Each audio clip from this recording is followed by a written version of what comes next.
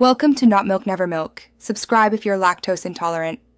You start by opening the updated Google Maps and confirming the app is the latest release. This matters because layout and features change with updates.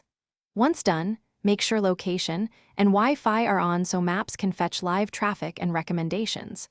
Sign into your Google account to pull saved places and custom lists. Tap the profile icon to verify sync. Doing this first prevents lost settings and lets you access personalized routes and offline maps immediately. You now pick navigation preferences to shape results that matter. Choose driving, transit, walking, or cycling depending on your trip. Each mode prioritizes different paths and data. Next, open layers and toggle satellite, terrain, traffic, or live view to see helpful visuals. Traffic overlays let you spot slowdowns immediately.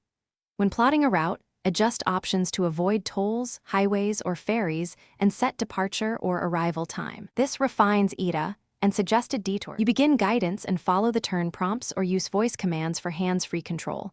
Live view arrows overlay directions if available, which helps complex intersections.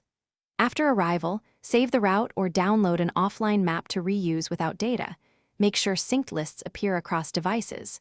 If Maps misbehaves, try clearing the app cache, confirming all permissions, and restarting the device. If that fails, reinstall the app. This quick troubleshooting resolves most update-related glitches and restores normal function. Thanks for watching. If this was helpful, leave a like and consider subscribing. See you next time.